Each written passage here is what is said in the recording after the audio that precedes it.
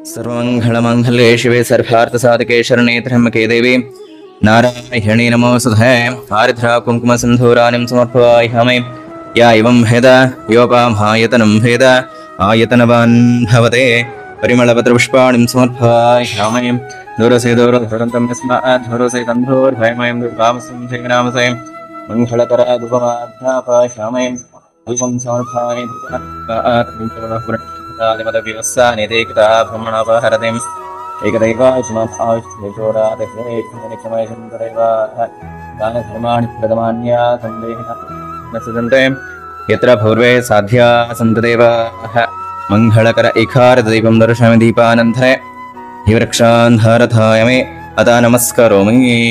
ಯುಗಾದಿ ಹಬ್ಬದ ಪ್ರಯುಕ್ತ ಪ್ರತಿ ವರ್ಷದಂತೆ ಈ ವರ್ಷನೂ ಕೂಡ ಪಂಚಾಂಗ ಶ್ರವಣ ಕಾರ್ಯಕ್ರಮವನ್ನ ಏರ್ಪಡಿಸಿದ್ದೇವೆ. ಅಂದ್ರೆ ಈ ವರ್ಷದ ರಾಶಿ ಭವಿಷ್ಯಗಳ ಫಲ ಹೇಗಿರುತ್ತೆ, ಮಳೆ ಬೆಳೆ ಹೇಗಿರುತ್ತೆ, ವ್ಯವಹಾರಗಳು ಹೇಗೆ ನಡೆಯುತ್ತೆ, ಆರೋಗ್ಯ ಎಲ್ಲರಿಗೂ ಹೇಗಿರುತ್ತೆ ಅನ್ನೋದ್ರ ಬಗ್ಗೆ, ಮತ್ತೆ ರಾಜಕೀಯದ ವಿಚಾರ, ಮತ್ತೆ ವ್ಯವಸಾಯ ಬೆಳೆಗಳ ವಿಚಾರ, ಮತ್ತೆ ಗ್ರಹಣದ ವಿಚಾರ ಎಲ್ಲದರ ಬಗ್ಗೆ ಒಂದು ಮಾಹಿತಿಯನ್ನ ನೀಡುವಂತಹ ಒಂದು ಕಾರ್ಯಕ್ರಮ. ಮೊದಲನೇದಾಗಿ ಗುರುಗಳಲ್ಲಿ ಒಂದು ಪ್ರಾರ್ಥನೆಯನ್ನ ಮಾಡುವಂಥದ್ದು, ಹಾಗೆ ನಮಗೆ ಅನ್ನವನ್ನ ನೀಡ್ತಾ ಇರ್ತಕ್ಕಂತಹ ರೈತರಿಗೆ, ದೇಶವನ್ನ ಕಾಯುವಂತಹ ಯೋಧರಿಗೆ, ಸೈನಿಕರಿಗೆ, ಹಾಗೆ ನಮ್ಮ ತಂದೆ ತಾಯಿಗಳಲ್ಲಿ ಎಲ್ಲರಲ್ಲೂ ಕೂಡ ಒಂದು ಪ್ರಾರ್ಥನೆಯನ್ನ ಮಾಡಿಕೊಳ್ಳುವಂಥದ್ದು. ಶ್ರೇಯರ್ಭ್ಯೋ ನಮರೇ ಓಂ ಶೈಶೈಲೇಶ ದಯಾಪಾತ್ರಂ ಧೀಭಕ್ತ್ಯಾದಿಗುಣಾಣವಂ ಯತೀಂದ್ರ ಪ್ರವಣ ಮಂಧೇ ರಮೇಶ ಮಾತರಂ ಮುನಿಂ ಲಕ್ಷ್ಮೀನಾಥ ಸ್ಮಾರಂಭಂ ನಾದಯಾಮನ ಮಧ್ಯಮಾನ್ अस्मदाचार्यपर्यन्तां वन्दे गुरुपरम्परां यो नित्यमच्युतपदाम्बुजयुग्मरुग्म व्यामोहतस्थितराणि तृणाय मेने अस्मद्गुरुर्भगवतो सदैकसिन्धो श्रीरामानुजचरणौ शरणं प्रपद्ये माधाविदायवदयस्सनया विबोधः सर्वं यथैव निमेन वधन्व्यानाम् आद्यस्य न कुलपते बुकुलाभिरामं श्रीमतदङ्घ्रियोगलं प्रणमामि मूर्ध्वाभूतं सरस्य महाधाग्वायवटनाथ श्रीभक्तसारकुलशेखरयोगिवाहान् भक्तांग्रेण परकालेतीन्द्रमिश्रान् श्रीमत्पराङ्कुशमुनिमृणतोऽस्मि नित्यं गुरुमुखमादित्य प्राह वेदानशेषान् नरपतिपरिलुप्तं शुल्कमादात कामाः शुश्रममरवन्दिं रङ्गनाथस्य साक्षात् द्विजकुलोलकं तं वैशेषितं नमामि मिन्नार्तडमदेळ் शुल्वल्यपत्तोरिन्दरुकाल शुन्नार கடல் கமலம் சொடினோ முன்னாள் கீழறுத்தான் நின்றைத்தும் கேள்மலிம் சேரும் வளிர்த்தோம் நிமிஷமே வந்து பாண்டியன் கொண்டாடப்பட்டார் பிறார் வந்தான் என்று இன்னும் சங்கமிடத்தோத வேண்டிய வேதங்களோது வரைந்தோ கிளர்த்தான் பாதங்கள் யாமடையாபத்து ஸ்ரீ பெரியாழ்வார் திருவடிகளே சரணோ சரணம் பிரபதே.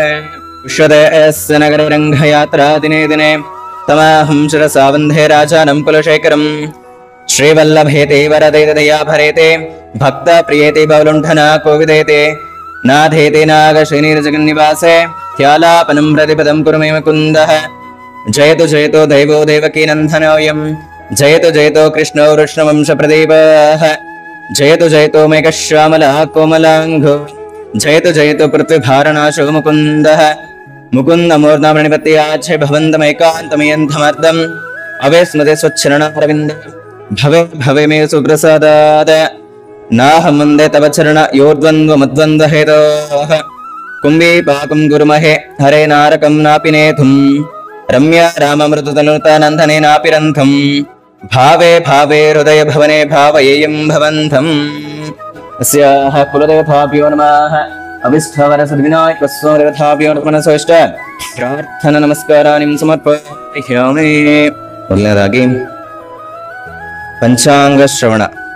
ಸುಮಾರು ಜನ ಯಾಕೆ ಸ್ವಾಮಿ ನೀವು ಪಂಚಾಂಗ ಶ್ರವಣವನ್ನು ಮಾಡ್ತೀರಾ, ಇದ್ರ ಉದ್ದೇಶ ಏನು, ಇದ್ರ ಕೇಳೋದ್ರಿಂದ ನಮಗೆ ಯಾವ ರೀತಿಯ ಫಲಗಳು ದೊರೆಯುತ್ತೆ, ಇದನ್ನ ನಾವು ಕಡ್ಡಾಯವಾಗಿ ಮಾಡಲೇಬೇಕಾ, ಇದೆಲ್ಲ ನಾನಾ ರೀತಿಯ ಒಂದು ಪ್ರಶ್ನೆಗಳನ್ನ ಸುಮಾರು ಜನ ನಮ್ಮಲ್ಲಿ ಕೇಳ್ತಾ ಇರ್ತಾರೆ. ಮೊದಲನೇದಾಗಿ ನಾವು ಪಂಚಾಂಗ ಅಂದ್ರೆ ಏನು ಅನ್ನೋದನ್ನ ಲಘುವಾಗಿ ತಿಳ್ಕೊಳ್ತಾ ಹೋಗೋಣ.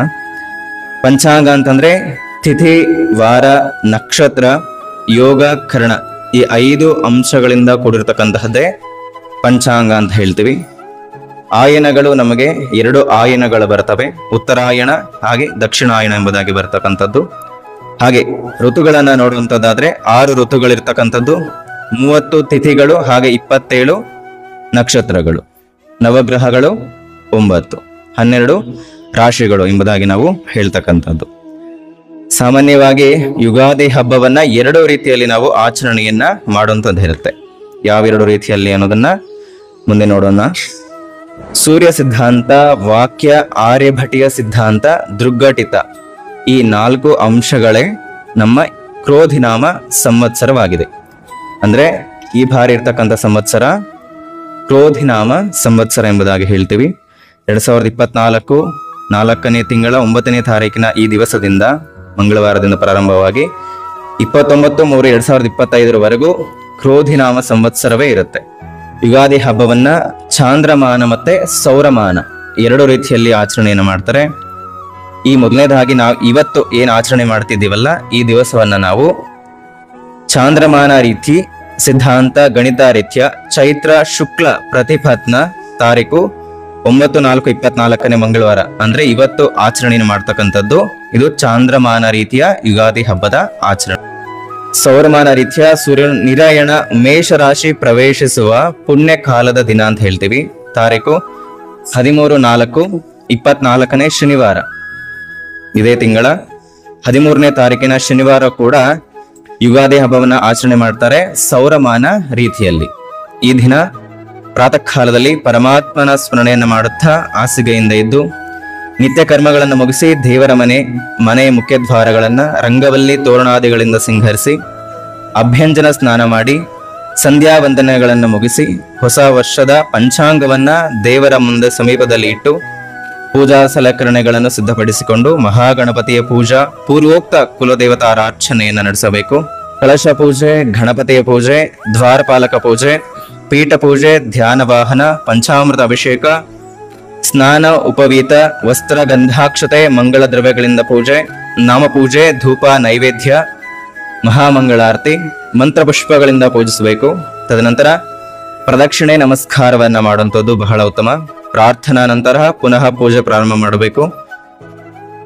ಛತ್ರಂ ಸಮರ್ಪಯಾಮಿ, ಚಾಮರಂ ಸಮರ್ಪಯಾಮಿ, ಗೀತಂ ಸಮರ್ಪಯಾಮಿ, ನೃತ್ಯಂ ದರ್ಶಯಾಮಿ, ವಾದ್ಯಂ ಸಮರ್ಪಯಾಮಿ, ಆಂದೋಳಿಕಾರೋಹಣಂ ಸಮರ್ಪಯಾಮಿ, ಅಶ್ವಾರೋಹಣ ಸಮರ್ಪಯಾಮಿ, ಗಜಾರೋಹಣ ಸಮರ್ಪಯಾಮಿ, ಪುರಾಣ ಪಠಣಂ ಸಮರ್ಪಯಾಮಿ. ಈ ರೀತಿಯಾಗಿ ನಾವು ದೇವರಿಗೆ ಸ್ಮರಣೆಯನ್ನು ಮಾಡ್ತಾ ಪೂಜೆಗಳನ್ನ ಮಾಡ್ತಾ ಹೋಗ. ಆ ನಂತರ ಬೇವು ಬೆಲ್ಲವನ್ನ ಸೇವಿಸಿ ಸ್ವಜ್ಜನರಿಂದ ಒಡಗೂಡಿ ಸಭೆಯಲ್ಲಿ ದೈವಜ್ಞರು ಪಠಣ ಮಾಡುವ ಪಂಚಾಂಗ ಶ್ರವಣವನ್ನ ಕೇಳಬೇಕು. ಅಂತಂದ್ರೆ ಬಹಳ ವಿಶೇಷವಾಗಿರ್ತಕ್ಕಂಥದ್ದು ಈ ಪಂಚಾಂಗ ಶ್ರವಣ. ಇದೀಗ ಒಂದು ಸಂಕಲ್ಪವನ್ನ ಮಾಡ್ಕೊಳ್ಳುವಂಥದ್ದು. ಶ್ರೀ ಗುರುಭ್ಯೋ ನಮಃ. ಓಂ ಘಣಾನಾನ್ತ್ವ ಘಣಪತಿಂ ಅಪಾಮಹೇ ಕವಿಂ ಕವೀನಾಮುಪಮಶ್ರವಸ್ತಮಂ ಜ್ಯೇಷ್ಠರಾಜಂ ಬ್ರಹ್ಮಣಾಂ ಬ್ರಹ್ಮಣಸ್ಪತಃ ಆನಶೃಣ್ವನ್ನೋದವಿಸ್ರ ಸಾಧನಂ ಮಹಾಗಣಾಧಿಪತಯೇ ನಮೋ ನಮಃ. ಪ್ರಣೋ ದೇವೇ ಸರಸ್ವತಿ ವಾಜೈರ್ವಾಜನೇವತೆ ಧೀನಮಾವಿತ್ರ್ಯವತ ಆನೋ ದಿವ ಬೃಹತ ಪರ್ವತಾದ ಸರಸ್ವತಿ ಯಶತಾಗಂತಜ್ಞಂ ವಾಗ್ಧೈವೇ ನಮೋ ನಮಃ. ನಮೋ ಭ್ರಾತಪದೈ ನಮೋ ಗಣಪದೈ ನಮ ಪ್ರಬಲಪದೈ ನಮಸ್ತೆ ಸುಲಂಬೋದರೈಕದಂಥಾಯ ವಿಘ್ನ ವಿನಾಶಿನೇ ಶಿವಸುತಾಯ ಶ್ರೀ ವರವರದ ಮೂರ್ತಯೇ ನಮೋ ನಮಃ.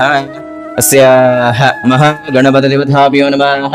ಅದಮನಸವಿಷ್ಟ ಪ್ರಾರ್ಥನಾ ನಮಸ್ಕಾರಾಣಿ ಸಮರ್ಪಯಾಮಿ. ಓಕೆ, ಈ ಪಂಚಾಂಗ ಶ್ರವಣದ ಒಂದು ಫಲವನ್ನ ಮತ್ತೆ ಪ್ರಾರಂಭ ಮಾಡುವಂಥದ್ದು. ಶತ್ರುನಾಶಕವು, ದೋಸ್ವಪ್ನ ದೋಷ ನಿವಾರಕವು, ಗಂಗಾ ನದಿ ಸ್ನಾನ ಮಾಡಿದಂತಹ ವಿಶೇಷ ಫಲವನ್ನ ಕೊಡುವಂಥದ್ದು ಈ ಒಂದು ಪಂಚಾಂಗ ಶ್ರವಣವನ್ನ ಕೇಳೋದ್ರಿಂದ. ಗೋದಾನಕ್ಕೆ ಸಮನಾದಂಥದ್ದು, ಅಂದ್ರೆ ನಾವು ಒಂದು ಹಸುವನ್ನ ದಾನ ಮಾಡಿದಾಗ ಎಷ್ಟು ನಮಗೆ ಪುಣ್ಯ ಲಭಿಸುತ್ತೋ ಅಷ್ಟು ಪುಣ್ಯ ನಮಗೆ ಈ ಪಂಚಾಂಗ ಶ್ರವಣವನ್ನ ಕೇಳೋದ್ರಿಂದ ಅಥವಾ ಅದನ್ನ ಪಠಣ ಮಾಡೋದ್ರಿಂದ ಸಿಗುತ್ತೆ ಎಂಬುದಾಗಿ ಹೇಳ್ತಾರೆ. ಆಯುಷ್ ಅಭಿವೃದ್ಧಿ ಉಂಟಾಗುವಂಥದ್ದು, ಶುಭದಾಯಕವು, ಸಸಂತಾನ ಸಂಪತ್ತನ್ನು ಉಂಟು ಮಾಡುವಂಥದ್ದು, ನಾನಾ ವಿಧ ಕರ್ಮಗಳಿಗೆ ಉತ್ತಮ ಸಾಧನವು ಆಗಿರುವ ಪಂಚಾಂಗ ಶ್ರವಣ ಮಾಡತಕ್ಕದ್ದು ಬಹಳ ಶ್ರೇಷ್ಠವಾಗಿ ಇರುವಂತಹ ವಿಚಾರ. ಈ ಯುಗಾದಿ ಹಬ್ಬದ ದಿವಸ ನಾವು ಬೇವು ಬೆಲ್ಲವನ್ನ ಸ್ವೀಕಾರ ಮಾಡ್ತೀವಿ. ಯಾಕೆ ಸ್ವೀಕಾರ ಮಾಡಬೇಕು ಅನ್ನೋದಾದ್ರೆ 100 ವರ್ಷಗಳ ಆಯುಷ್ಯ, ಸದೃಢ ಆರೋಗ್ಯ, ಸಕಲ ಸಂಪತ್ತುಗಳನ್ನ ಪ್ರಾಪ್ತಿಗೂ ಹಾಗೂ ಸಕಲಾರಿಷ್ಟ ನಿವಾರಣೆಗೂ ಈ ಬೇವು ಬೆಲ್ಲವನ್ನ ಸ್ವೀಕಾರವನ್ನ ಮಾಡಬೇಕು. ಅಂದ್ರೆ ಯಾಕೆ ತಿಂತೀವಿ, ಏನೋ ಕೊಡ್ತಾರೆ, ನಾವು ಅದನ್ನ ಸ್ವೀಕಾರವನ್ನ ಮಾಡ್ತೀವಿ. ಕೆಲವರು ಬೆಲ್ಲ ಜಾಸ್ತಿ ತಿಂತಾರೆ, ಬೇವು ತಿನ್ನೋಕ್ಕಾಗಲ್ಲ ಸ್ವಾಮಿ, ಖಾರ ಇರುತ್ತೆ ಅಂತಾರೆ. ಹೌದಾ? ಖಾರ ಇರುತ್ತಾ? ಹುಳಿ ಇರುತ್ತಾ? ಕಹಿ ಇರುತ್ತೆ. ಹೌದಾ? ಕಹಿ ಇರುತ್ತೆ ಎಂಬುದಾಗಿ ಬೆಲ್ಲವನ್ನ ಜಾಸ್ತಿ ಸ್ವೀಕಾರ ಮಾಡ್ತಾರೆ. ಅದು ಆ ರೀತಿಯಲ್ಲಿ ಆಗಬಾರದು. ಬೇವಿನ ಪ್ರಮಾಣ ಎಷ್ಟದಲ್ಲಿರುತ್ತೋ ಅಷ್ಟೇ ಪ್ರಮಾಣದ ಬೆಲ್ಲವನ್ನು ನಾವು ಸ್ವೀಕಾರವನ್ನು ಮಾಡಬೇಕು. ಯಾಕಂದ್ರೆ ಜೀವನದಲ್ಲಿ ಕಷ್ಟ ಸುಖ ಎರಡರ ಸ್ವೀಕಾರವನ್ನು ನಾವು ಸಮ ಪ್ರಮಾಣದಲ್ಲೇ ಮಾಡಬೇಕು. ಹೌದಾ? ಹಾಗಾಗಿ ಹೇಳ್ತಾರೆ, 100 ವರ್ಷಗಳ ಆಯುಷ್ಯ, ಸದೃಢ ಆರೋಗ್ಯ, ಸಕಲ ಸಂಪತ್ತುಗಳ ಪ್ರಾಪ್ತಿಗಾಗಿಯೂ ಸಕಲಾರಿಷ್ಟ ನಿವಾರಣೆಗಾಗಿಯೂ ಬೇವೆಲ್ಲವನ್ನ ಸೇವನೆ ಮಾಡುತ್ತಿದ್ದೇನೆ ಎಂಬ ಒಂದು ಸಂಕಲ್ಪವನ್ನ ಮಾಡಿ ನಂತರ ಅದನ್ನ ಸ್ವೀಕಾರ ಮಾಡ್ಬೇಕಂತ. ಪಂಚಾಂಗ ಶ್ರವಣದ ಫಲವನ್ನು ನೋಡುವಂತದ್ದಾದ್ರೆ, ಚೈತ್ರ ಶುಕ್ಲ ಪಕ್ಷದಲ್ಲಿ ಈ ವರ್ಷದ ರಾಜ, ಮಂತ್ರಿ ಮೊದಲಾದ ಪಂಚಾಂಗದಲ್ಲಿನ ಫಲಗಳನ್ನು ಯಾರು ಕೇಳುವರೋ ಅಂತಹವರು ಪಾಪ ಫಲಗಳಿಂದ ಮುಕ್ತರು, ದೀರ್ಘಾಯುಷ್ಯವಂತರು, ಐಶ್ವರ್ಯವಂತರು, ಅತಿಶಯವಾದ ಸುಖಾನುಭವಗಳು, ಪುತ್ರ ಪೌತ್ರಾದಿ ಅಭಿವೃದ್ಧಿ ಉಳ್ಳವರು ಆಗುತ್ತಾರೆ. ತಿಥಿಯಿಂದ ಐಶ್ವರ್ಯವನ್ನ, ವಾರದಿಂದ ಆಯುವೃದ್ಧಿ, ನಕ್ಷತ್ರದಿಂದ ಪಾಪ ಪರಿಹಾರ, ಯೋಗದಿಂದ ರೋಗ ನಿವಾರಣೆ, ಕರ್ಣದಿಂದ ಕಾರ್ಯಸಿದ್ಧಿ ಮೊದಲಾದ ಶುಭ ಫಲಗಳನ್ನು ನಾವು ಹೊಂದಬಹುದು. ಇದೀಗ ನಮ್ಮ ದೇಶದಲ್ಲಿ ರಾಜಕೀಯ ವ್ಯವಸ್ಥೆ ಒಂದ್ ರೀತಿ ಚೆನ್ನಾಗಿದೆಯಾ? ಚೆನ್ನಾಗಿದೆ. ಯಾರಿಗೆ? ಹೆಣ್ಮಕ್ಳಿಗ ಬಸ್ ಫ್ರೀ ಕೊಟ್ಟಿದ್ದಾರೆ. ತಿಂಗಳಾದ್ರೆ 2,000 ಕೊಡ್ತಾರೆ. 2,000 ರೂಪಾಯಿ ಬರುತ್ತೆ. ನಾನಾ ರೀತಿಯಲ್ಲಿ ಒಳ್ಳೆದೇ ಆದ್ರೂ ಕೂಡ ಅದನ್ನ ಕೆಲವು ಜನಗಳು ದುರುಪಯೋಗವನ್ನ ಮಾಡ್ಕೊಳ್ತಿದ್ದಾರೆ. ಫ್ರೀ ಅಂದ ತಕ್ಷಣ ಹೇಳಿ ಎಲ್ಲರೂ ಟ್ರಿಪ್ ಹೋಗುವಂಥದ್ದಲ್ಲ. ಅವಶ್ಯಕತೆ ಬಿದ್ದಾಗ ಹೋಗ್ಬೇಕು ಅನ್ನೋದು ಉದ್ದೇಶ. ಆದ್ರೆ ಅದನ್ನ ಅತಿಯಾಗಿ ಬಳಸೋದ್ರಿಂದ ದೇಶಕ್ಕೂ ಕೂಡ ಹಾನಿಕರ ಆಗುವಂತ. ಹೌದಲ್ಲ? ಅದೇ ರೀತಿಯಲ್ಲಿ ಈ ನಮ್ಮ ನವಗ್ರಹಗಳು ಎಷ್ಟಿರ್ತವೆ? 9 ಗ್ರಹಗಳಲ್ಲೂ ಕೂಡ ರಾಜ, ಮಂತ್ರಿ, ಸೇನಾಧಿಪ, ಸಸ್ಯಾಧಿಪ, ಧಾನ್ಯಾಧಿಪ, ಅರ್ಗಾಧಿಪ, ಮೇಘಾಧಿಪ, ರಸಾಧಿಪ, ನೀರಸಾಧಿಪ, ಪಶುನಾಯಕ ಅಂದ್ರೆ ಯಾವ ಯಾವ ಗ್ರಹಗಳು ಯಾವ ಯಾವ ಫಲಗಳನ್ನ ನಮಗೆ ಕೊಡುತ್ತೆ ಅನ್ನುವಂಥದ್ದು ಬಹಳ ಮುಖ್ಯವಾಗಿ ನಮಗೆ ಬೇಕಾಗಿರ್ತಕ್ಕಂತಹದ್ದು ವಿಚಾರ ಇದು. ನವನಾಯಕರು ಮತ್ತು ಫಲ, ಯಾವೆಲ್ಲ ನವನಾಯಕರಿದ್ದಾರೆ, ಯಾವೆಲ್ಲ ಫಲಗಳನ್ನ ಕೊಡ್ತಾರೆ ಎಂಬುದನ್ನ ನೋಡುವಂಥದ್ದು. ಮೊದಲನೇದಾಗಿ ಕುಜನನ್ನ ನಾವು ರಾಜ ಎಂಬುದಾಗಿ ಹೇಳಿದ್ವಿ. ಕುಜನು ರಾಜನಾಗಿರುವುದರಿಂದ ಗಾಳಿಯಲ್ಲಿ ಹೆಚ್ಚು ಮಾಡಲ್ಪಟ್ಟ ಪ್ರಚಂಡವಾದ ಅಗ್ನಿಯು ಗ್ರಾಮ, ಪಟ್ಟಣ, ವನ ಇವುಗಳಲ್ಲಿ ವಿಶೇಷವಾಗಿ ದಹಿಸುತ್ತವೆ. ಮೋಡಗಳು ಮಳೆಯನ್ನು ಸುರಿಸುವುದಿಲ್ಲ. ಪದಾರ್ಥಗಳಿಗೆ ಬೆಲೆ ಹೆಚ್ಚು. ರಾಜರಲ್ಲಿ ಯುದ್ಧ ಭಯ. ಶನಿಯು ಮಂತ್ರಿಯಾಗಿರಲಾಗಿ ಭೂಮಿಯಲ್ಲಿ ಬೆಳೆ ಕಡಿಮೆ, ಮಳೆಯೂ ಕಡಿಮೆ. ಅಂತರಿಕ್ಷವು ಮೇಘಾಜಿತ್ತವಾಗಿ ಕಾಂತಿಹೀನವಾಗುವುದು. ಅಂದ್ರೆ ಶನೇಶ್ವರ ಮಂತ್ರಿ ಆಗಿರೋದ್ರಿಂದ ಭೂಮಿಯಲ್ಲಿ ಬೆಳೆ ಕಡಿಮೆ ಬೆಳೆಯುತ್ತೆ, ಮಳೆಯು ಸ್ವಲ್ಪ ಕಡಿಮೆ ಇರುತ್ತೆ, ಅಂತರಿಕ್ಷವು ಕಾಂತಿಹೀನವಾಗುವುದು ಎಂಬುದಾಗಿ ಹೇಳ್ತಾರೆ. ಶನೇಹೆ ಸೇನಾಧಿಪತ್ವ ಫಲಃ. ಶನಿಯು ಸೇನಾಧಿಪತಿಯಾಗಿರಲು ರಾಜರುಗಳು ಸೇನೆಗಳನ್ನು ಸಿದ್ಧಪಡಿಸಿಕೊಳ್ಳುವವರಾಗಿರುತ್ತಾರೆ. ಪ್ರಜೆಗಳು ಅಧರ್ಮ ಪ್ರವರ್ತಕರಾಗಿರುತ್ತಾರೆ. ಭೂಮಿಯಲ್ಲಿ ಕಪ್ಪು ಧಾನ್ಯಗಳು ಫಲಿಸುತ್ತವೆ. ಭೂಮಿಯಲ್ಲಿ ಕಪ್ಪು ಧಾನ್ಯಗಳು ಯಾರೆಲ್ಲ ಬೆಳೀತಾ ಇದ್ದಾರೋ ಫಲ ಚೆನ್ನಾಗಿ ಕೊಡುತ್ತೆ. ಕುಜಸ್ಯ ಸಸ್ಯಾಧಿಪತ್ವ ಫಲಃ. ಕುಜನು ಸಸ್ಯಾಧಿಪತಿಯಾಗಿರಲು ಕೆಂಪು ಭತ್ತಿಯು, ಮರಳಕಾಂತಿ ಭತ್ತವು, ತೊಗರಿ, ಕಡಲೆ ಮೊದಲಾದ ಕೆಂಪು ಧಾನ್ಯಗಳು ಕೆಂಪು ಮಣ್ಣಿನ ಭೂಮಿಯಲ್ಲಿ ವಿಶೇಷವಾಗಿ ಫಲಿಸುವುದು. ಯಾರ ರೈತರಿದ್ದೀರಾ? ನಿಮ್ಮೂರಲ್ಲಿ ಇರ್ತಾರೆ. ಓಕೆನಾ? ರೈತರಿಲ್ಲ ಅಂದ್ರೆ ನಾವ್ ಯಾರು ಇರೋದಿಲ್ಲ. ಹಾಗಾಗಿ ಕುಜನು ಸಸ್ಯಾಧಿಪತಿಯಾಗಿರಲು ಕೆಂಪು ಭತ್ತವು, ಮರಳಕಾಂತಿ ಭತ್ತವು, ತೊಗರಿ, ಕಡಲೆ ಮೊದಲಾದ ಕೆಂಪು ಧಾನ್ಯಗಳು ಕೆಂಪು ಮಣ್ಣಿನಲ್ಲಿ ಹೆಚ್ಚಾಗಿ ಫಲಿಸುವ ಸಾಧ್ಯತೆಗಳಿದೆ. ಚಂದ್ರಸ್ಯ ಧಾನ್ಯಾಧಿಪತ್ವ ಫಲಃ. ಚಂದ್ರನು ಧಾನ್ಯಾಧಿಪತಿಯಾಗಿರುವುದರಿಂದ ಗೋವುಗಳ ಸಮೃದ್ಧಿಯಾಗಿ ಹಾಲನ್ನು ಕೊಡುತ್ತದೆ. ಹಾಲನ್ನ ಯಥೇಚ್ಛವಾಗಿ ಕೊಡುವಂತದ್ದಿರುತ್ತೆ. ಪ್ರಜೆಗಳು ಆರೋಗ್ಯವಾಗಿರುತ್ತಾರೆ. ಮಳೆ ಚೆನ್ನಾಗಿ ಆಗಿ ಸುಭಿಕ್ಷ ಉಂಟಾಗುವುದು. ಚಂದ್ರ ನಮಗೆ ಧಾನ್ಯಾಧಿಪತಿ ಆಗಿರೋದ್ರಿಂದ ಬಹಳ ಉತ್ತಮ ಫಲವನ್ನೇ ಕೊಡ್ತಾ ಇದ್ದಾನೆ. ಯಾಕಂತಂದ್ರೆ ಗೋಳು ಸಮೃದ್ಧಿಯಾಗಿ ಹಾಲನ್ನ ನಮ್ಗೆ ಕೊಡ್ತವೆ. ಹಾಲು ಕೊಟ್ರೆ ಹಾಲಿನ ಒಂದು ಬೆಲೆ ಕೂಡ ಕಡಿಮೆ ಆಗುತ್ತೆ. ಜೊತೆಗೆ ಆರೋಗ್ಯ ಚೆನ್ನಾಗಿತ್ತು ಅಂದ್ರೆ ಖರ್ಚುಗಳು ಕಮ್ಮಿ ಆಗುತ್ತೆ. ಎಷ್ಟೋ ಜನ ಈಗ 100 ರೂಪಾಯಿ ಸಂಪಾದನೆ ಮಾಡಿದ್ರೆ 70-80 ರೂಪಾಯಿ ನಾವು ಆಸ್ಪತ್ರೆಗೆ ಕೊಡ್ತಾ ಇದೀವಿ ಸ್ವಾಮಿ, ಆರೋಗ್ಯದ ಖರ್ಚುಗಳೇ ವಿಪರೀತವಾಗ್ಬಿಟ್ಟಿದೆ ಅಂತ ಹೇಳ್ತಾ ಇರ್ತಾರೆ. ಕಳೆದ ವರ್ಷಕ್ಕಿಂತ ಈ ವರ್ಷ ಸ್ವಲ್ಪ ಆರೋಗ್ಯದಲ್ಲಿ ಸುಧಾರಣೆಯನ್ನ ಕಂಡಿರಬಹುದು. ಮಳೆ ಸ್ವಲ್ಪ ಚೆನ್ನಾಗಿ ಆಗೋ ಸಾಧ್ಯತೆಗಳಿದೆ. ಕಳೆದ ವರ್ಷ ಮಳೆ ಚೆನ್ನಾಗಿರ್ಲಿಲ್ಲ. ಅದಕ್ಕೂ ಹೋದ ವರ್ಷ ಇದೊಂದು 2ನೇ ವರ್ಷದ ಹಿಂದಲ್ಲಿ ಸ್ವಲ್ಪ ಮಳೆ ಚೆನ್ನಾಗಿ ಆಗಿತ್ತು. ಯಾವ ವರ್ಷದಲ್ಲೂ ಇರದೇ ಇರತಕ್ಕಂತಹ ಮಳೆ ಈ 2ನೇ ವರ್ಷದ ಹಿಂದೆ ಮಳೆ ಆಗಿತ್ತು. ಅಂತ ಒಂದು ಮಳೆ ಸಾಧ್ಯತೆಗಳು ಇದೆ. ಶನೇಶ್ವರ ಅರ್ಘಾಧಿಪತ್ವ ಫಲಃ ಅಂತಂದ್ರೆ ಅರ್ಘಾಧಿಪತಿಯಾಗಿರುವುದರಿಂದ ಮಳೆಯಾಗುತ್ತದೆ. ಇಲ್ಲೂ ಕೂಡ ಮಳೆಯ ಬಗ್ಗೆ ಒಂದು ಸೂಚನೆಯನ್ನು ಕೊಟ್ಟಿದ್ದಾರೆ. ಕಳ್ಳರ ಬಾಧೆ ಯಥೇಚ್ಛವಾಗಿ ಉಂಟಾಗುತ್ತೆ ಅಂತ ಹೇಳ್ತಾ ಇದ್ದಾರೆ. ಅಕ್ಕಪಕ್ಕ ಹುಷಾರಾಗಿರ್ಬೇಕು, ಕಳ್ಳರ ಬಾಧೆಗಳು ಜಾಸ್ತಿ ಆಗುತ್ತೆ. ಮೊನ್ನೆ ಯಾವುದೋ ಒಂದು ಶ್ರೇಯರ್ ಲೆವೆಟಲ್ ಕೂಡ ಒಂದು ಇನ್ಸಿಡೆಂಟ್ ನಡೀತು. ವಾಕಿಂಗ್ ಹೋಗ್ತಾ ಇರ್ತಕ್ಕಂತಹ ಹೆಣ್ಮಕ್ಳು ಒಂದು ಸರವನ್ನ ಕಳ್ತನ ಮಾಡ್ಕೊಂಡು ಹೋದ್ರು ಇದೇ ವರ್ಷದಲ್ಲೇ. ಸೊ ತುಂಬಾ ಒಂದು ದೊಡ್ಡ ಇಶ್ಯೂಸ್ ಆಯ್ತು ಆ ಕಡೆ. ಸೊ ಹೀಗೆ ನಾನಾ ರೀತಿಯಲ್ಲಿ ತೊಂದರೆಗಳು ಕಳ್ಳರಿಂದ ಉಂಟಾಗುವ ಸಾಧ್ಯತೆಗಳಿದೆ. ಅಗ್ನಿ ಒಂದು ಭಯ ಕೂಡ ಇರುತ್ತೆ. ಕ್ಷಾಮ ಬಾಧೆಯು ಉಂಟಾಗುವ ಸಾಧ್ಯತೆಗಳಿದೆ. ಕಪ್ಪು ಧಾನ್ಯಗಳು ಫಲಿಸುತ್ತೆ ಅಂತ ಹೇಳ್ತಾ ಇದ್ರೆ, ಕಪ್ಪು ಧಾನ್ಯಗಳು ಯಾರೆಲ್ಲ ಬೆಳೀತಾ ಇದಾರೋ ಅವರೆಲ್ಲರಿಗೂ ಕೂಡ ಫಲ ಹೆಚ್ಚಾಗಿ ಸಿಗುವಂತದ್ದಿರುತ್ತೆ. ಶನೇಹಿ ಮೇಘಾಧಿಪತ್ವ ಫಲಃ ಶನಿಯು ಮೇಘಾಧಿಪತಿ ಆಗಿರುವುದರಿಂದ ಬೆಳೆ ಕಡಿಮೆಯಾಗುವ ಸಾಧ್ಯತೆಗಳಿದೆ. ಪದಾರ್ಥಗಳಿಗೆ ಬೆಲೆ ಹೆಚ್ಚು. ಖಂಡ ವೃಷ್ಟಿ ಕಪ್ಪು ಧಾನ್ಯಗಳು ಫಲಿಸುತ್ತವೆ. ಇಲ್ಲಿ ಕಪ್ಪು ಧಾನ್ಯಗಳನ್ನು ಬಿಟ್ರೆ ಎಲ್ಲಾ ಬೆಳೆಗಳು ಸ್ವಲ್ಪ ಕುಂಠಿತವಾಗಿ ಆಗುತ್ತೆ ಅನ್ನೋದನ್ನ ಹೇಳ್ತಾ ಇದ್ದಾರೆ. ಗುರುಹು ರಸಾಧಿಪತ್ವ ಫಲಃ ಗುರುವು ರಸಾಧಿಪತಿಯಾಗಿರುವುದರಿಂದ ಎಲ್ಲಾ ಸಸ್ಯಗಳು ವೃಕ್ಷಗಳು ಚೆನ್ನಾಗಿ ಬೆಳೆಯುತ್ತದೆ. ಮರ ಗಿಡಗಳು ಅಥವಾ ಯಾರಾದ್ರೂ ಅಡಿಕೆ ತೋಟ, ತೆಂಗಿನ ಮರ ಬೆಳೆಗಳನ್ನು ಬೆಳೆಯುವಂತವ್ರು ಇದ್ರೂ ಕೂಡ ಚೆನ್ನಾಗಿ ಫಲಿಸುವ ಸಾಧ್ಯತೆಗಳೇ ಹೆಚ್ಚಾಗಿದೆ. ಪ್ರಜೆಗಳು ಆರೋಗ್ಯದಿಂದ ಇರುತ್ತಾರೆ.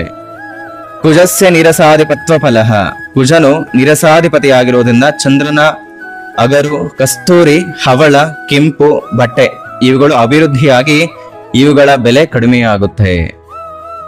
ಒಳ್ಳೆ ವಿಚಾರನೆ, ಹೌದಾ? ಹಬ್ಬಕ್ಕೆಲ್ಲ ಬಟ್ಟೆ ತಗೊಂಡ್ರ ರೇಟ್ ಜಾಸ್ತಿ ಇತ್ತು, ಬಟ್ಟೆ ಮುಂದೆ ಕಮ್ಮಿ ಆಗತ್ತೆ ಸಾಧ್ಯತೆಗಳಿದೆ ಹೇಳ್ತಾ ಇದ್ದಾರೆ. ಯಾಕೆಂದ್ರೆ ಕುಜಸ್ಯ ನಿರಸಾಧಿಪತಿ ಆಗಿರೋದ್ರಿಂದ ಇವುಗಳೆಲ್ಲ ಅಭಿವೃದ್ಧಿ ಚೆನ್ನಾಗಾಗತ್ತೆ. ಹಾಗಾಗಿ ಅವುಗಳ ಬೆಲೆ ಕೂಡ ಸ್ವಲ್ಪ ಮಟ್ಟಿಗೆ ಕಡಿಮೆ ಆಗುವ ಸಾಧ್ಯತೆಗಳಿದೆ. ಯಮಸ್ಯ ಪಶುನಾಯಕತ್ವ ಫಲಃ ಯಮನು ಪಶುನಾಯಕನಾಗಿರುವುದರಿಂದ ಪದಾರ್ಥಗಳಿಗೆ ಬೆಲೆ ಹೆಚ್ಚು. ಮಳೆ ಕಡಿಮೆ, ಪಶುಗಳಿಗೆ ಪೀಡೆ ಅಂದ್ರೆ ಪ್ರಾಣಿಗಳಿಗೆ ಸ್ವಲ್ಪ ಆರೋಗ್ಯದ ಸಮಸ್ಯೆ ಬರುತ್ತೆ. 2019ರಿಂದ ಆಲ್ಮೋಸ್ಟ್ ಒಂದ್ 2-3 ವರ್ಷ ನಮ್ಗೆ ಮಾನವರಿಗೆ ಕೋವಿಡ್ ಅನ್ನೋದು ತುಂಬಾ ವಿಪರೀತವಾಗಿ ಕಾಡಿತ್ತು. ಆರೋಗ್ಯದ ವಿಚಾರದಲ್ಲಿ ಕಳೆದ 2-3 ವರ್ಷಗಳಿಂದ ಅಷ್ಟು ಸುಧಾರಣೆ ಇರಲಿಲ್ಲ.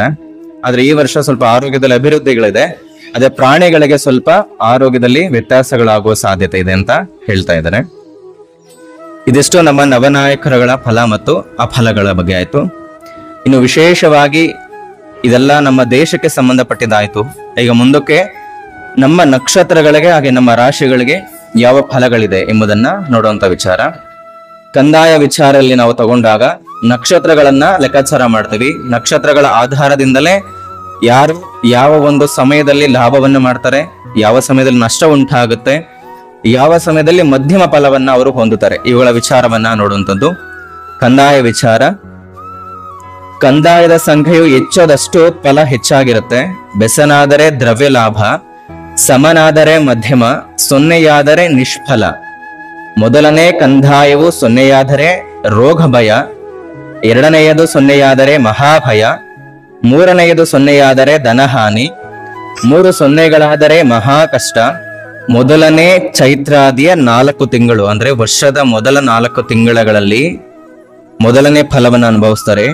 ಎರಡನೇ ಕಂದಾಯವು ಶ್ರಾವಣದಲ್ಲಿ ಮೊದಲ 4 ತಿಂಗಳು, ಶ್ರಾವಣದಿಂದ ಮುಂದೆ 4 ತಿಂಗಳಲ್ಲಿ ದ್ವಿತೀಯದಲ್ಲಿ ಹೇಳಿರ್ತಕ್ಕಂತಹ ಫಲವನ್ನು, ನಂತರ ಮಾರ್ಗಶಿರ ಮಾಸದ ಮುಂದೆ ಬರ್ತಕ್ಕಂತಹ 4 ತಿಂಗಳ ತೃತೀಯದ ಫಲವನ್ನ ಅನುಭವಿಸುವಂಥದ್ದು. ಅಂದ್ರೆ 4 ಎಷ್ಟಾಯ್ತು? 12 ಆಯ್ತು. 12 ತಿಂಗಳಿಗೆ 12 ಫಲಗಳನ್ನ ಕೊಡ್ತಕ್ಕಂಥದ್ದು. 3 ಭಾಗಗಳಲ್ಲಿ ವಿಂಗಡಣೆಯನ್ನ ಮಾಡಿದ್ದಾರೆ. ಪ್ರಥಮ, ದ್ವಿತೀಯ, ತೃತೀಯ ಈ ಫಲಗಳಲ್ಲಿ ಅನುಭವಿಸುವಂಥದ್ದು ಇರುತ್ತೆ. ಇದಿಷ್ಟು ಕಂದಾಯದ ವಿಚಾರ, ನಕ್ಷತ್ರಗಳಿಗೆ ಸಂಬಂಧಪಟ್ಟಿರುವಂತ ವಿಚಾರಗಳಾಯ್ತು. ಆದಾಯ ಮತ್ತೆ ವ್ಯಾಧಿಗಳನ್ನ ನೋಡುವಂತಹದ್ದಾದ್ರೆ ನಿಮ್ಮ ರಾಶಿಗಳಲ್ಲಿ ಬಂದಾಗ ಗಮನವಿಟ್ಟು ಕೇಳ್ಕೊಳ್ಳಿ. ಮೇಷರಾಶಿ, ವೃಶ್ಚಿಕ ರಾಶಿಯವರಿಗೆ, ಮೇಷರಾಶಿ ವೃಶ್ಚಿಕ ರಾಶಿಯವರಿಗೆ ಆದಾಯ 8 ಭಾಗ ಇದೆ, ವ್ಯಯ 14 ಭಾಗ ಇದೆ. 8 ರೂಪಾಯಿ ಬರುತ್ತೆ, 14 ರೂಪಾಯಿ ಖರ್ಚಾಗತ್ತೆ. ಹೌದಾ? ಯಾರಿಗೆ? ಮೇಷರಾಶಿ ವೃಶ್ಚಿಕ ರಾಶಿಯವರಿಗೆ. ಆರೋಗ್ಯ 2 ಭಾಗ ಇದೆ, ಅನಾರೋಗ್ಯ 3 ಭಾಗದಷ್ಟಿರುತ್ತೆ. ಆರೋಗ್ಯದ ಕಡೆ ಕೂಡ ಸ್ವಲ್ಪ ಗಮನವನ್ನ ಕೊಡಬೇಕು. ರಾಜಪೂಜಾ 5 ಭಾಗ ಇದೆ, ರಾಜಕೋಪ 6 ಭಾಗ ಇದೆ, ಸುಖ 3 ಭಾಗ, ದುಃಖ 3 ಭಾಗ. 2 ಸುಖ ದುಃಖವನ್ನ ಈಕ್ವಲಿ ಮೇಂಟೈನ್ ಮಾಡುವಂತದ್ದು ಇರುತ್ತೆ. ವೃಷಭ ಮತ್ತೆ ತುಲಾ ರಾಶಿಯವರಿಗೆ 8 ಭಾಗದಷ್ಟು ವ್ಯಯ ಆದ್ರೆ ಆದಾಯ 2 ಭಾಗದಷ್ಟು ಇರುತ್ತೆ.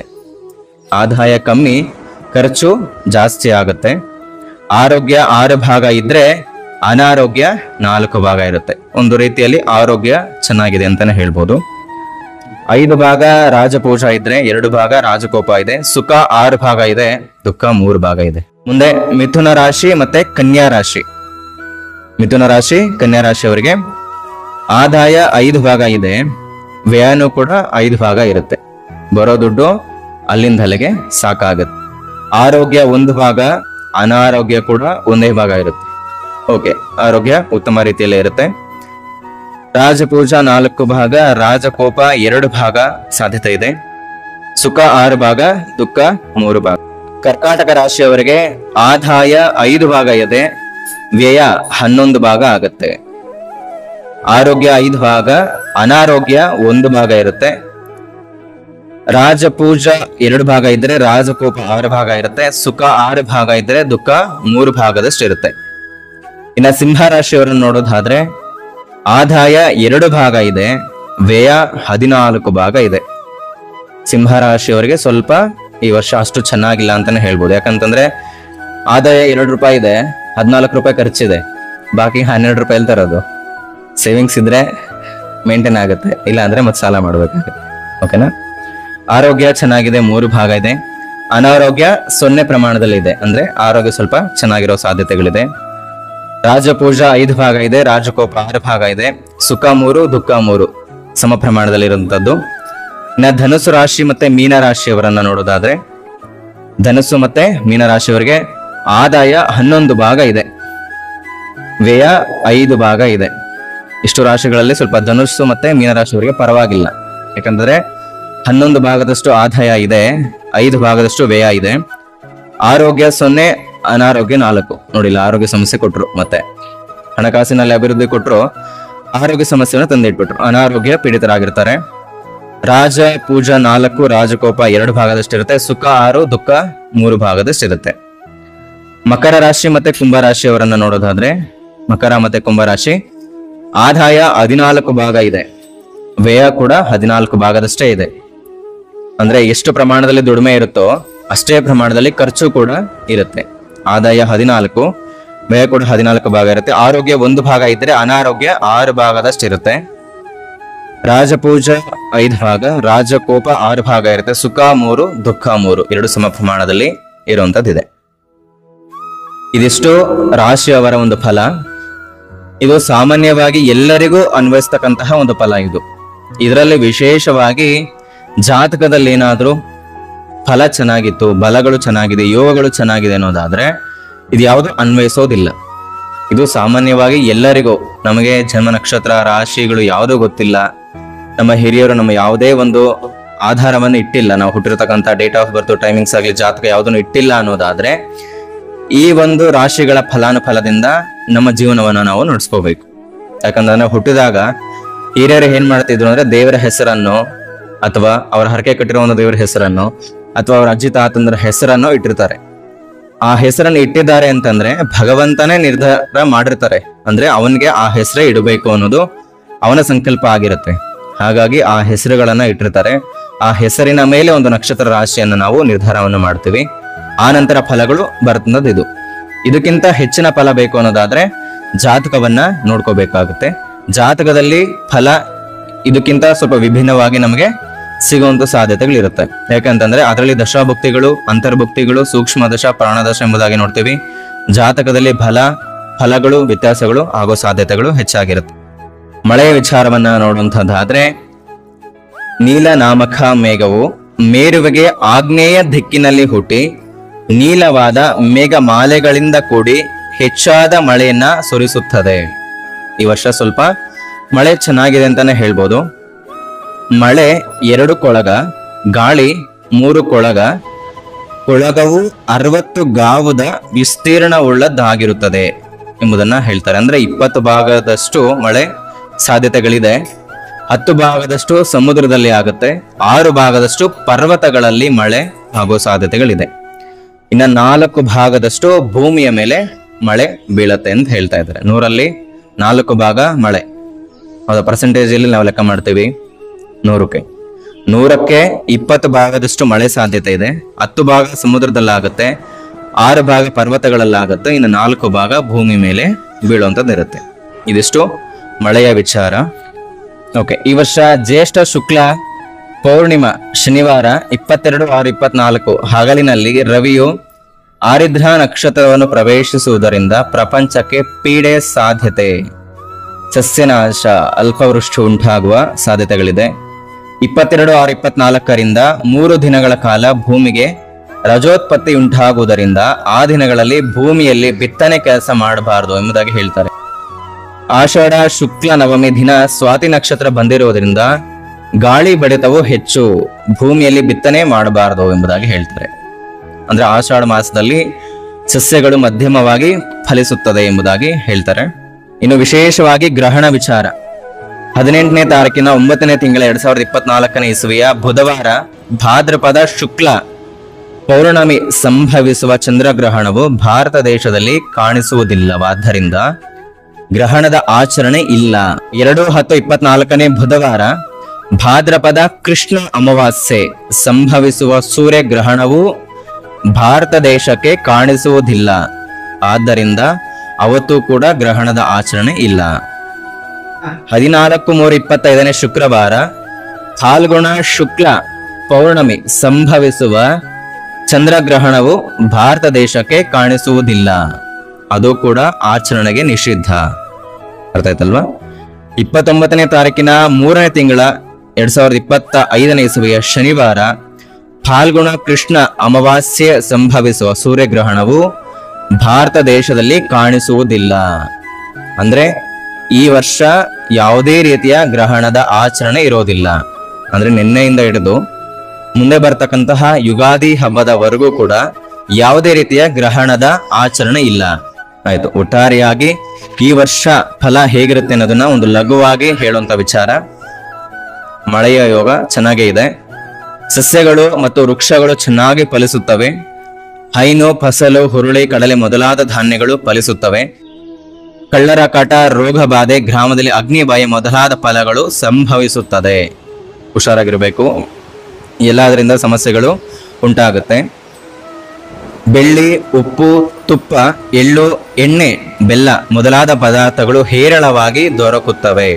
ಇದರಲ್ಲಿ ಯಾವುದೇ ರೀತಿಯ ಸಮಸ್ಯೆಗಳಿಲ್ಲ, ಎಲ್ಲದೂ ಕೂಡ ನಮಗೆ ಯಥೇಚ್ಛವಾಗಿ ಸಿಗುವಂಥದ್ದಿರುತ್ತೆ. ಚಿನ್ನ, ಮುತ್ತು, ಶ್ರೀಗಂಧ, ಬೆಳ್ಳಿ, ಕರ್ಪೂರ ಮೊದಲಾದ ಬೆಲೆ ಹೆಚ್ಚಾಗುತ್ತದೆ, ಅಧಿಕವಾಗುತ್ತದೆ. ಬಟ್ಟೆಗಳಲ್ಲಿ ಸ್ವಲ್ಪ ಕಡಿಮೆ ಬೆಲೆ ಸಾಧ್ಯತೆಗಳಿದೆ.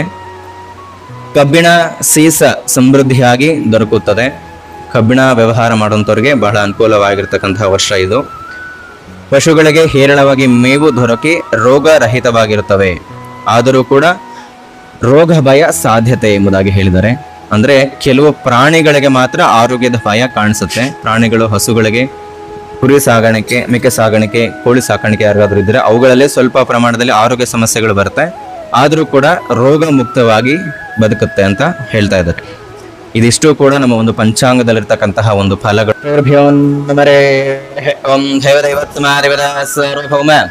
ಅಖಿಲಾಂಡ ಕೋಟಿ ಬ್ರಹ್ಮಾಂಡ ನಾಯಕಸ್ಯ ಅಭಿಷ್ಠ ವರಸದ ವಿನಾಯಕ ಸ್ವಾಮಿ ದೇವತಾಭ್ಯೋ ನಮಸ್ಯಾಹ. ಮಮ ಕುಲದೇವತಾಭ್ಯೋ ನಮಃ. ವೇಣುಗೋಪಾಲ ಸ್ವಾಮಿ ದೇವತಾಭ್ಯೋ ನಮಃ.